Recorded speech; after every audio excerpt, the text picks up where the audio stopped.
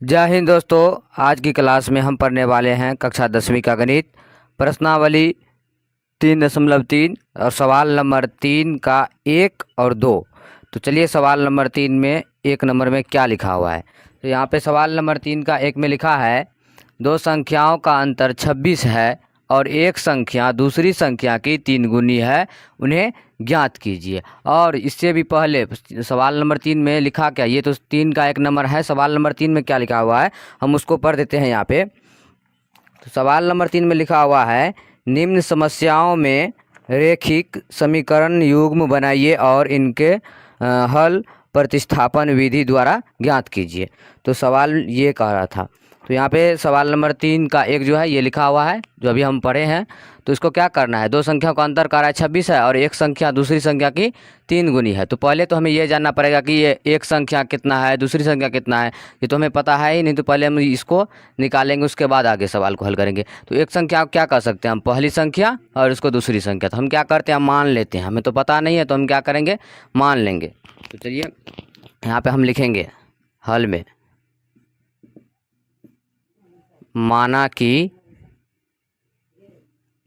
पहली संख्या या फिर एक संख्या, बात वही होता है। तो पहली संख्या क्या मान लेते हैं, x। पहली संख्या को x मान लिए। अब फिर यहाँ पे लिख देंगे माना कि दूसरी संख्या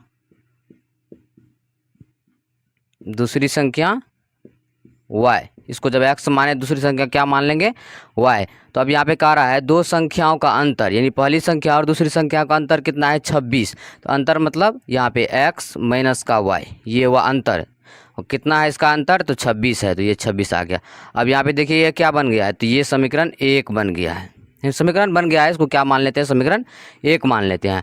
अब यहाँ पे देखिए उसके बाद क्या करा सवाल में, और एक संख्या दूसरी संख्या की 3 गुनी है। यानी एक संख्या है मतलब पहली संख्या क्या करा है, यहाँ पे लिखते जाते हैं। यहाँ पे करा है पहली संख्या, यानी पहली संख्या कितना है, x। पहली संख्या दूसरी संख्या की 3 गुनी है, तो दूसरी संख्या कितना है, y। और इसका कितना गुनी है, तो 3 गुनी है। तो यहाँ पे लिख देंगे 3। तो कितना आ जाएगा, 3 गुनी y, 3y। अब यहाँ पे देखिए x बराबर कितना निकला है, 3y। 3y निकला। अब क्या करेंगे, हम x का मान समीकरण 1 में रख देंगे। तो यहाँ पे लिखेंगे x का मान समीकरण 1 में रखने पर, यानी x का मान किस में रख रहे हैं, तो समीकरण 1 में। अब समीकरण 1 क्या है, x माइनस वाई बराबर 26। तो x बराबर है 3y, तो x की जगह पर लिख देंगे 3y माइनस का y बराबर 26। तो 3y में से 1y चले जाएगा, कितना बचेगा, 2y बराबर 26। तो y बराबर आ जाएगा इधर 26/2, 13 दूनी 26। y बराबर कितना निकला, 13। अब y का मान क्या करेंगे, हम इसमें रख देंगे। इसको क्या बोल सकते हैं, समीकरण 2 मान लेते हैं इसको। ये x बराबर 3y निकले, इसको समीकरण 2 मान लेते हैं। तो y का मान किस में रख देंगे, अब समीकरण 2 में रख देंगे। तो यहाँ पे लिख लेंगे y का मान समीकरण 2 में रखने पर। तो समीकरण 2 कितना है, x बराबर 3y। तो लिखेंगे x बराबर 3y, तो बराबर 3 गुनी y का मान कितना निकला यहाँ पे, 13। तो लिख देंगे 13 या 39। तो x का मान कितना निकला हमें, 39, और y का मान इधर 13 निकला, 13। बस यही आंसर है, यानी बिल्कुल ही आसान है। तो चलिए सवाल नंबर 1 कंप्लीट हो चुका है। अब सवाल नंबर 2 को हल करते हैं। सवाल नंबर 2 में क्या है, यहाँ पे दो संपूरक कोणों में बड़ा कोण छोटे कोण से 18 डिग्री अधिक है, उन्हें ज्ञात कीजिए। अब देखिए यहाँ पे दो संपूरक कोण का रहा है, उसमें जो है बड़ा कोण छोटे कोण से 18 अधिक है। तो चलिए इसको पहले हल कर लेते हैं। और हल करने से पहले ये जान लेंगे कि हमें तो बड़ा कोण पता ही नहीं है और छोटा कोण पता ही नहीं। तो हम क्या करेंगे, सबसे पहले बड़ा कोण का मान लेंगे और उसके बाद छोटा कोण को मान लेंगे। तो पहले इसको हल कर लेते हैं। यहाँ पे लिखेंगे हल, और क्या मान रहे हैं हम यहाँ पे, बड़ा कोण। तो यहाँ पे लिख देंगे माना कि बड़ा कोण तो पता नहीं, तो क्या करते हैं, इसको x मान लेते हैं। फिर माना कि छोटा कोण, तो बड़ा कोण जब x माने तो छोटा कोण को क्या मान लेते हैं, y मान लेते हैं। अब इसमें क्या करा है, दो संपूरक कोणों में तो पहला इसमें देखिए बड़ा कोण कितना है, x, और दूसरा y है, छोटा कोण इसका। तो यहाँ पे आ जाएगा x प्लस y कितना दिया हुआ यहाँ पे 2 समपूरक। अब एक बात याद रखना है कि 2 समपूरक कोण मतलब कितना होता है, 2 समपूरक कोण बराबर होता है 180 डिग्री, ये होता है। तो हम क्या करते हैं, बराबर में 2 समपूरक कोण का रहता है, यहाँ पे आ जाएगा 180 डिग्री। तो ये क्या हुआ, समीकरण बन गया। तो इसको हम क्या करेंगे, समीकरण 1 मान लेंगे। अब दूसरा स्टेप क्या कर रहा है उसको देखते हैं।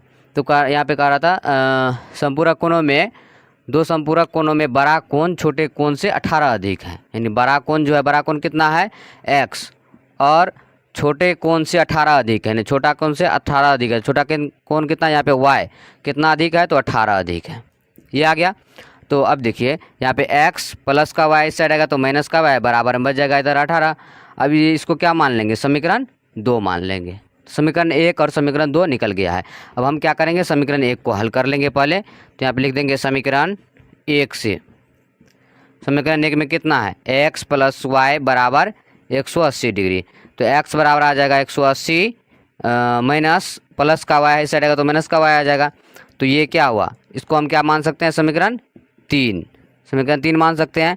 अब x का मान जो हमारे पास निकला है, इसको क्या करेंगे, हम समीकरण 2 में रख देते हैं। तो यहाँ पे लिख देंगे x का मान समीकरण 2 में रखने पर,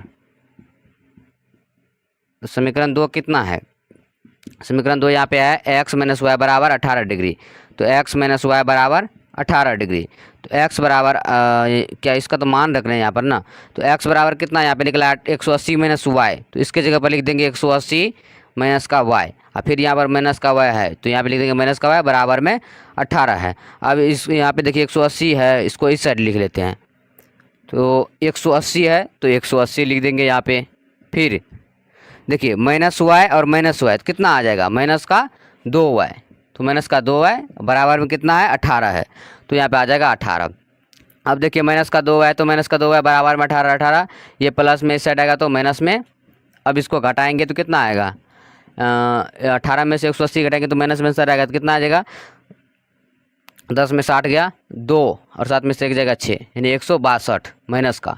और यहाँ पे माइनस माइनस कैंसिल हो जाएगा तो y बराबर कितना आ जाएगा, 162 बटे में 2। अब ये कैंसिल हो जाएगा तो कितना बच जाएगा, 2 8 16 और 2 का 2 से भाग देंगे, 2 8 16 और 2 का 2, 81 आ जाएगा।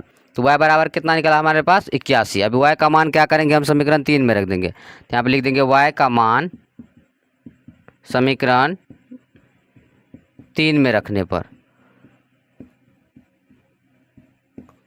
तो y का मान समीकरण 3 में रखने पर समीकरण 3 कितना है, यहाँ पे x बराबर 180 माइनस वाई। तो लिख देंगे x बराबर 180 माइनस वाई। तो 180 तो 180 माइनस वाई के जगह पर कितना आया था, 81, 81 रख देंगे। अब 180 में से 81 घटाएंगे कितना बचेगा, 10 में से गया 9, इधर बचेगा 7, तो 17 में 60 जाएगा तो 9, 99। तो x बराबर कितना निकला है, 99, और y बराबर कितना निकला, 81। तो ये हुआ हमारा फाइनल आंसर, जो कि काफ़ी मतलब आसान से बना है, आसान नियम से। तो देखिए आज की क्लास में हम क्या किए हैं, सवाल नंबर 3 का 2, यानी 3 का 1 नंबर और 2 नंबर दोनों को क्या किया है, समाप्त किए हैं। तो अब हम क्या करेंगे, इससे आगे फिर कल पढ़ेंगे। तो आज के लिए बस इतना ही, तब तक के लिए जय हिंद, वंदे मातरम।